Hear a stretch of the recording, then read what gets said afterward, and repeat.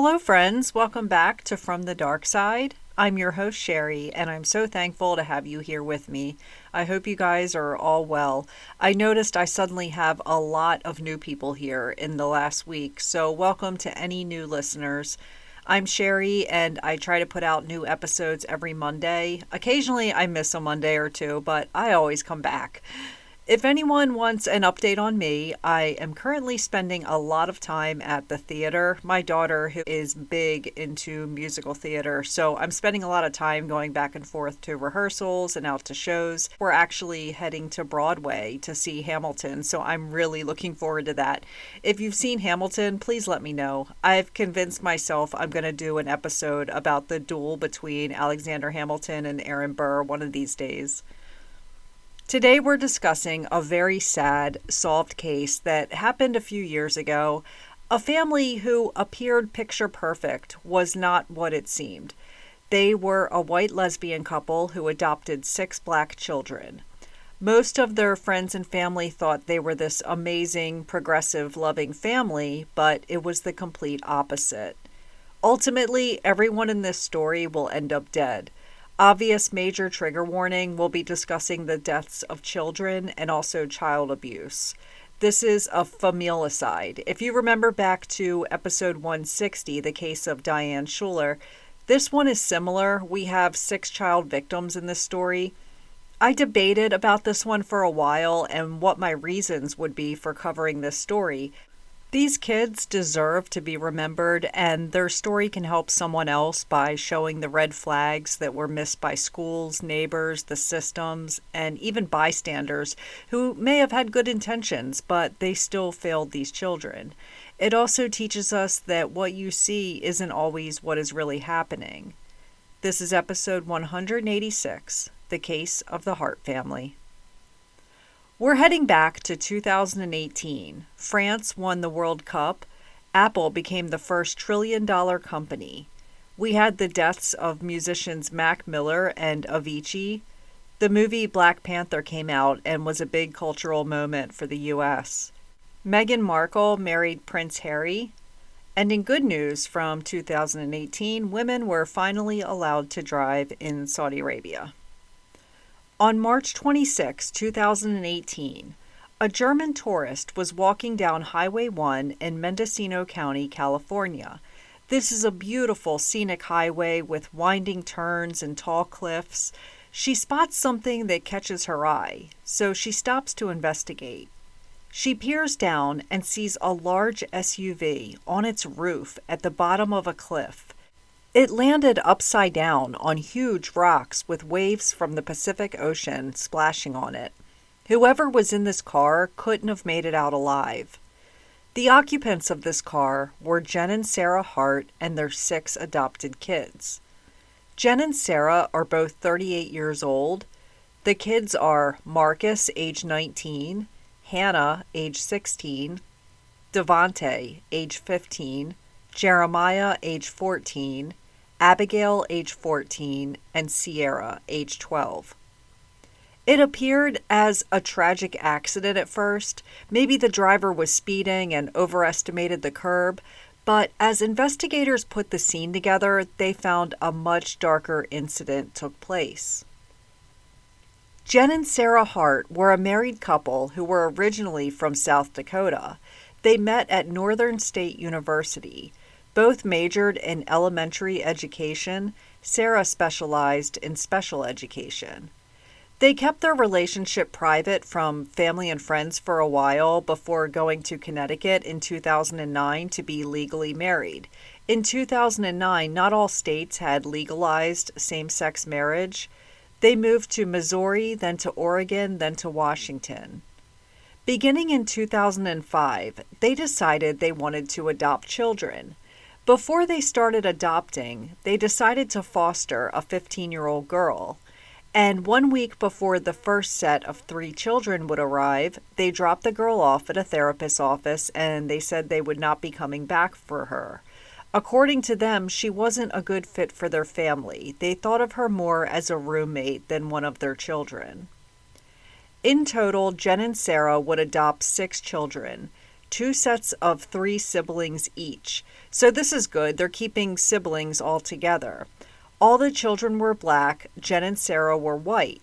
So from the outside, they appeared to be these amazing, very progressive parents. Both had degrees in education. They truly went above and beyond to show that they were capable of handling the six children and would provide a good life for them. The children were as follows. Marcus, who was the oldest, he was born in 1998. Hannah, born in 2002. Abigail, born in 2003. 2 years later, they adopted Devante, born in 2002, Jeremiah, born in 2004, and Sierra, born in 2005. Jen became a stay-at-home mom. Sarah worked at Kohl's. So how would they afford all these kids and their beautiful home? The state compensated them a lot of money to house all six of these kids. They could afford to take trips, live in a nice home, buy anything they wanted for the kids.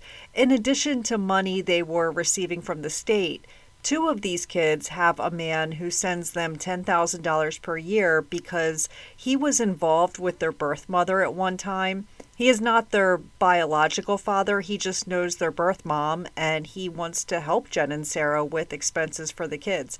It's such a selfless thing for this man to do. I'm sure he had no idea about what is really happening in these kids' lives, and I truly feel sorry for him, and I can't imagine how he felt at the end of this story.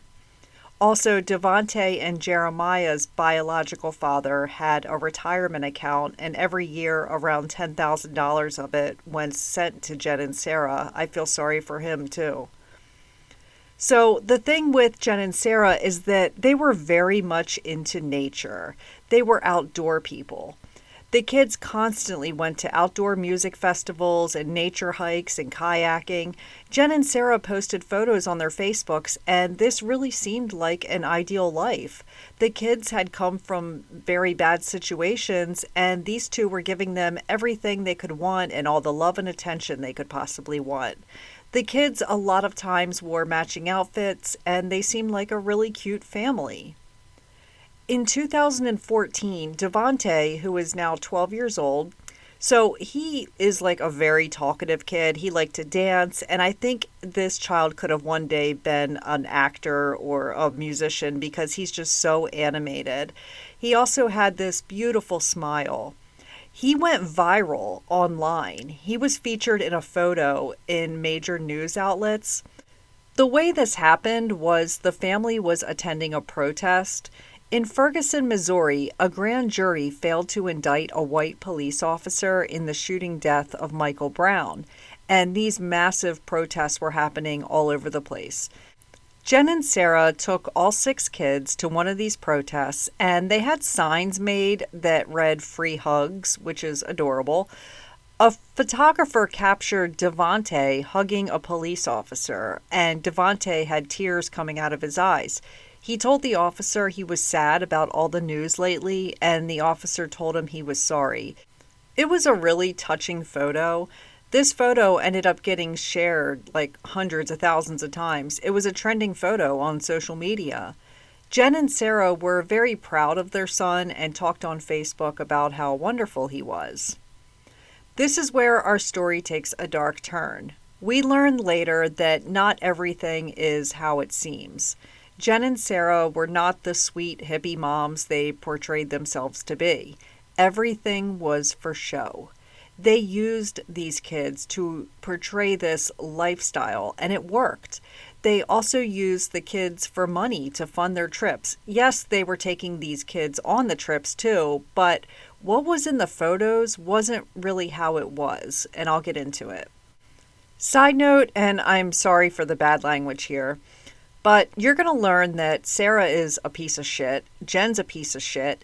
I heard Jen was the more dominating one and Sarah was more passive, but Sarah could have still prevented this and could have not been abusive. So yeah, she's a piece of shit too. I know there's lots of pieces of shit in the world. I talk about them every week. But it always amazes me when two pieces of shit meet each other and fall in love and decide doing the things they do is okay. Wouldn't one of them say, no, this isn't right? It's almost like neither of them has any value on another human life.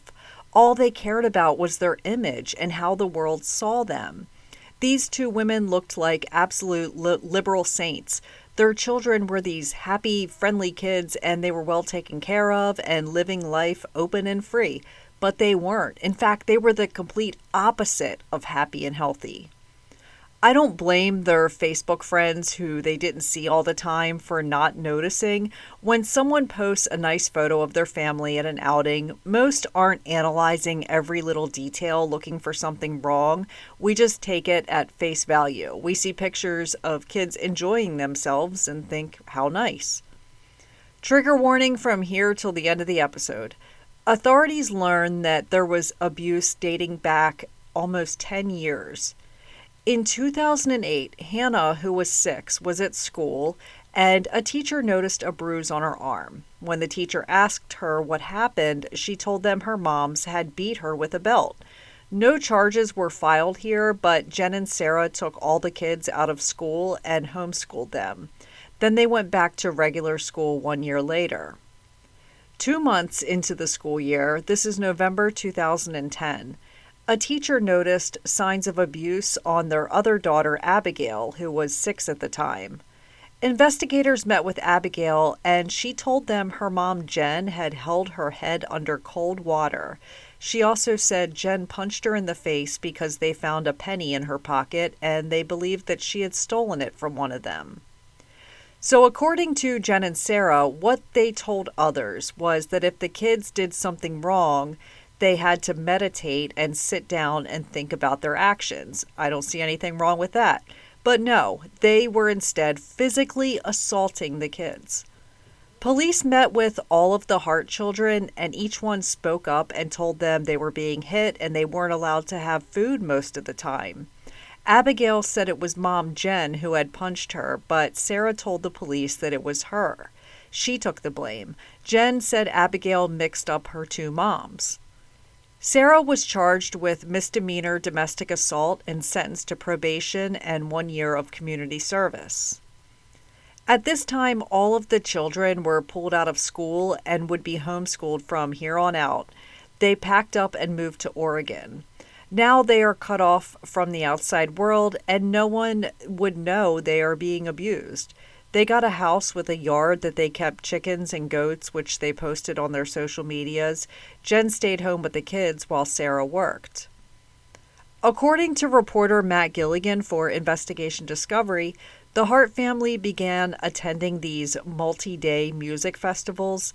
Everyone at these festivals knew this family and just loved them. They said how wonderful and free-spirited the kids were, and their moms were these loving parents who were exposing their children to music and yoga and togetherness.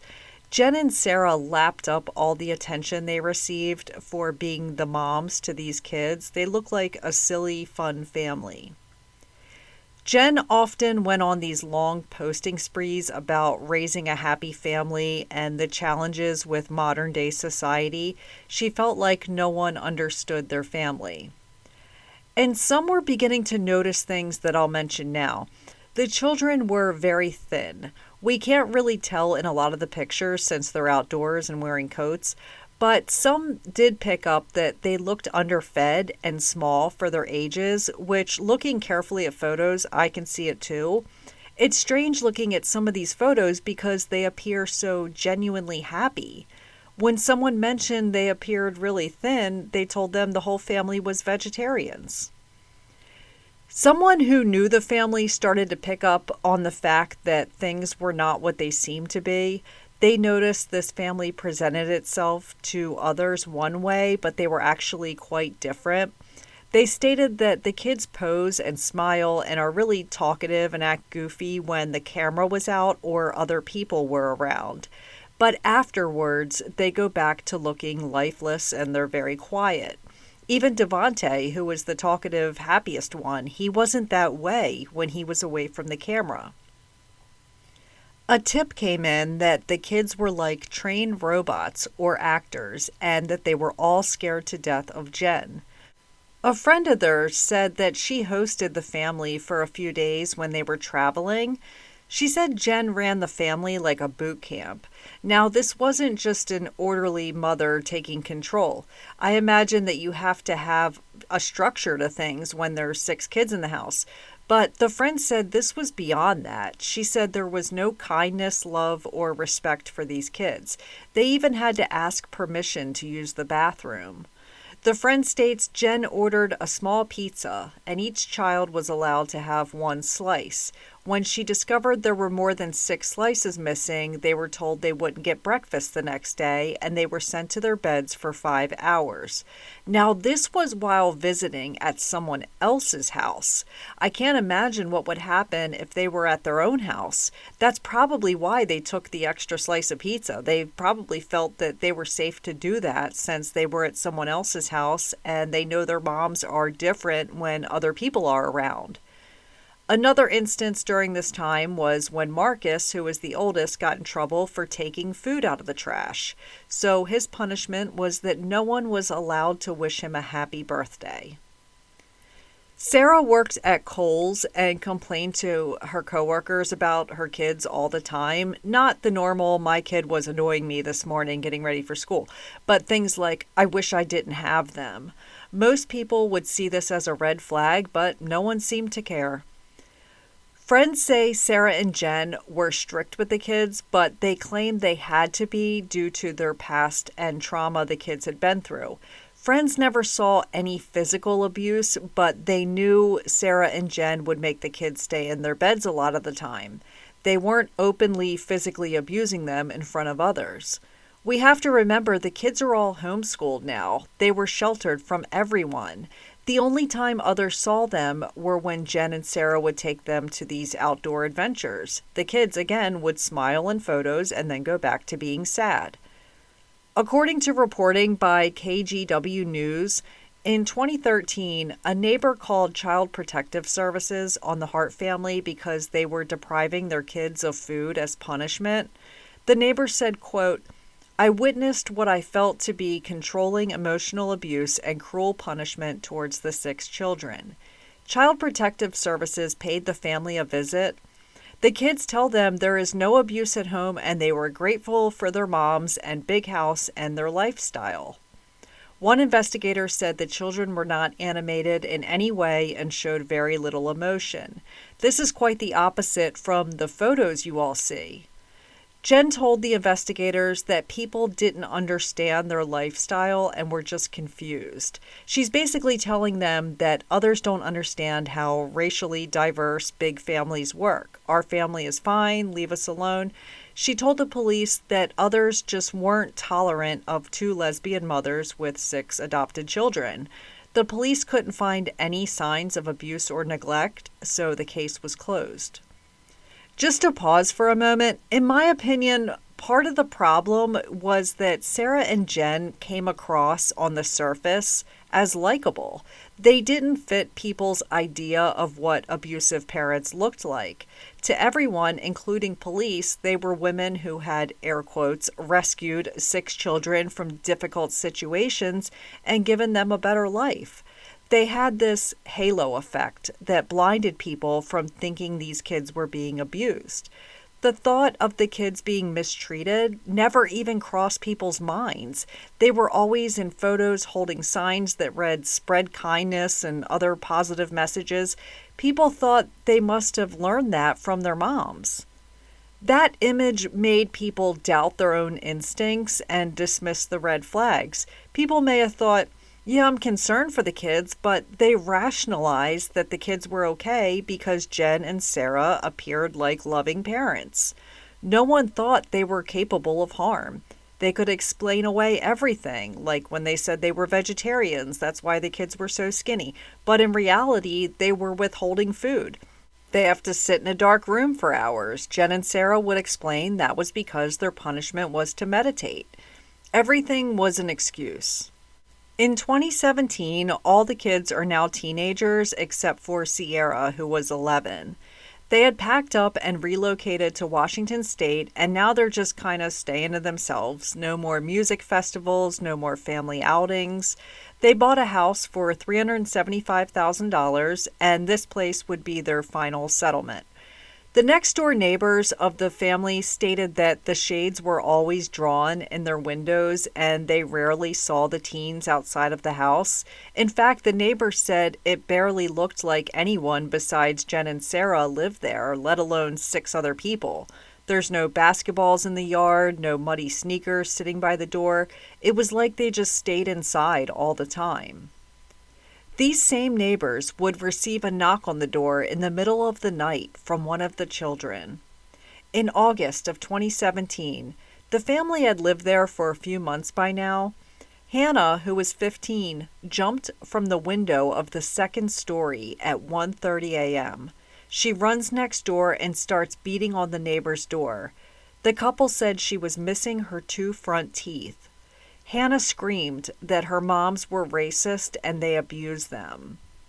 No sooner Jen shows up at the neighbors. Hannah was hiding in a bedroom in a fetal position. She walked inside without knocking and took Hannah back home. The next morning, the 16s and Jen and Sarah, this is the whole family together now, show up at the neighbor's house, and Jen tells them that they were very sorry for the confusion. She told them the kids were all drug babies at birth and have learning disabilities or some other bullshit line. She said Hannah's birth mother was bipolar, and that's where she gets it from. She also said Hannah was missing her front teeth because she broke them when she fell on a hardwood floor and wouldn't be able to get dental implants until she was 18 per the dentist's orders. The neighbor asks to speak to Hannah alone, and Jen tells her no, we do everything as a family. Hannah approaches the neighbor with a handwritten note, and I'll read the note now. Dear Dana and Bruce, I stopped by this morning because I feel awful about disturbing your peace and worrying you in the middle of the night. I was very frustrated with my brother and didn't handle things very maturely, and I'm sorry for telling lies to get attention. I'm working on being more honest and find better ways to communicate my frustrations. I've been pretty sad about 2 of our cats dying recently, so I was just very sad and frustrated last night. Thank you for being kind. So the neighbor tells her 80-year-old father about what happened, and her 80-year-old father is like, no, this isn't right. He reports it to the police. No follow-up was ever done. Months go by, and now it's March of 2018. Devontae, who was the young boy in the viral photo, is now 15. He walks over to a neighbor's house, and the husband was outside working on a car. Devontae asked him if he could have something to eat and please not to tell his moms. Devontae is over telling people he and his siblings are being abused. He just wants food. They've told others they were abused and nothing ever came out of it. Now they just want food. This happens a few times over the next couple weeks. He asked for more food for his brothers and sisters. He even left the neighbor a note and said, please leave something for us to eat by the back fence where my moms won't see it. He specifically asked for bread and tortillas and stuff with substance. This went on for a couple weeks, sometimes 3 times per day. I respect what the neighbors are doing. I appreciate that they were providing food to these kids, but why are they not walking over and asking, what is up with your kids asking for food all the time? The answer was they don't want to get Devontae in trouble. The neighbor and his wife discuss what is happening, and they were not crazy about calling Child Protective Services because they didn't want to cause drama. The neighbor finally decides to call CPS on March 18, 2018. By this point, it's too late. A CPS worker visits the house and no one is home. He leaves his card in the door. The next day, their GMC Yukon isn't parked in the driveway where it usually is. The Yukon is a big SUV and only used for family trips, which they weren't taking these days, so it just sat in the driveway every day. Sarah texted her coworkers at Kohl's at 3:00 a.m. and said she was sick and wouldn't be coming to work today. Jen and Sarah had found out that CPS was called. The Hart family left again, as they have done every time before, but a neighbor said this was the first time they'd ever seen the family leave the house without their kayak strapped to the top of their vehicle. They were making a 500-mile trip to California. They left all their belongings at home. There was no stopping for photos and scenic places where the kids would pose and be shown on social media.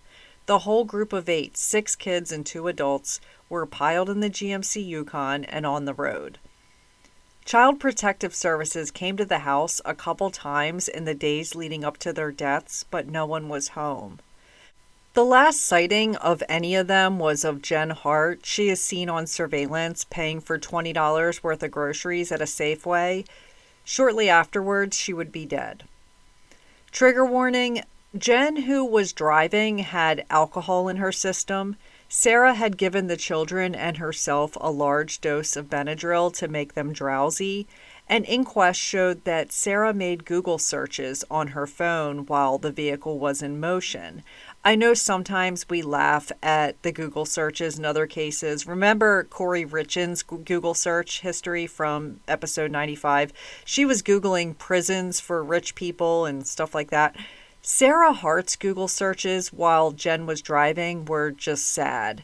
She Googled no kill shelters for dogs. Then, can 500 milligrams of Benadryl kill a 120-pound woman? What over-the-counter medications can you take to overdose? How easily can I overdose on over-the-counter medications? Is death by drowning relatively painless? How long does it take to die from hypothermia in water while drowning in a car? The next day, the Yukon was spotted laying on its top in the water over some rocks. An inquest into the deaths by Mendocino County took place to determine if this was a murder-suicide, an accident, or undetermined. The car's computer system showed that Jen was at the wheel of the Yukon, her wife Sarah was in the passenger seat, the kids were in the rows behind. She pulled off of Highway 1 onto a gravel turnout and stopped the vehicle 70 feet from the cliff. She then accelerated the car and never touched the brakes. There were no skid marks because she never even attempted to brake. She plunged the car off of a 100-foot cliff onto the rocks below, killing herself and her entire family. Investigators went to their house and searched through what was in their home, and this is what they found. Jen and Sarah said on Facebook that their family were all vegetarians, eating only organic, non-processed foods. They found a fridge stocked full of beef, chicken, pork, and hot dogs, and frozen meals. It's sad that all this food was in the fridge and there's big bowls of fruit on the counter, yet the kids weren't allowed to eat any of it. Jen and Sarah also told everyone that they did not drink. There were 17 bottles of wine in the kitchen. Sarah also said they had no TVs in the house because the best TV in the world was Mother Earth. A large TV screen was found in one of the rooms. In the dining room, a bag of mealworms was found opened and scattered on the floor. I don't know what that's about, but I'm hoping it was not food for the kids. I'm hoping they had a pet that ate them. This was a decent-sized house, enough room for plenty of people to stay. The investigators described the house as being extremely clean and well organized. No photos on the wall of any of the kids, but there were picture frames on the wall, which is creepy as hell. Just the picture frames with no pictures in them. But most disturbing, they couldn't figure out how 6 teenagers were living in the house. There should be notebooks, phones, and shoes laying out. There should be makeup in the bathroom and just teenager stuff. You guys know how teens are. There were 6 of them and no signs of them anywhere. They also couldn't figure out where the kids slept.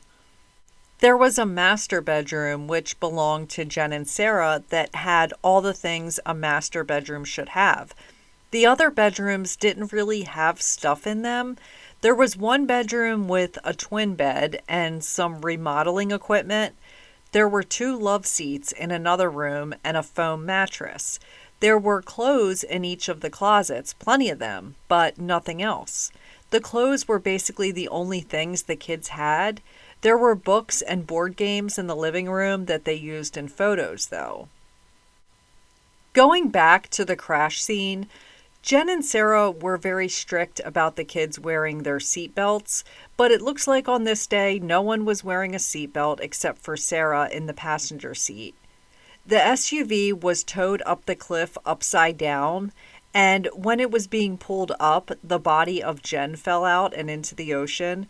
The body of Sarah was located inside the SUV. Jen was hard to identify since she had fallen out, but they found her driver's license on her. The bodies of Marcus, age 19, Jeremiah, age 14, and Abigail, age 14, were found near where the car had fallen. A few weeks later, the body of 12-year-old Sierra was pulled from the ocean. Months later, a foot washed ashore. Through a DNA match from her birth mother, the foot was confirmed to belong to 16-year-old Hannah. 15-year-old Devante, still today in 2026, has never been located, but he is presumed to be dead. I feel for the neighbors who called CPS that last time. They just wanted the kids to be safe. Instead, Jen and Sarah found out and took the kids and fled. I imagine I would live with some guilt if I was in their shoes. They were just trying to help. A jury determined that this was a murder-suicide, but since both Jen and Sarah were dead, no one could be prosecuted for this. I'm so sad for these kids. They had a very rough life and weren't allowed to show it. Their life was picture perfect on the outside, yet they were suffering every day. These two women are a disgrace to the LGBT community. They are a disgrace to families who adopt kids who truly want to help children. These women are just as bad as any serial killer. I don't give a shit how they portray themselves online and to others. They killed 6 children in cold blood. They would have been better off staying with their birth mothers. I wish they were still here on Earth with a loving family. I could go on and on about these kids and the better life they deserved. Rest in peace to Marcus, Hannah, Devante, Jeremiah, Abigail, and Sierra. That's it for this week, and I'll see you all again soon. Take care, and much love to you all.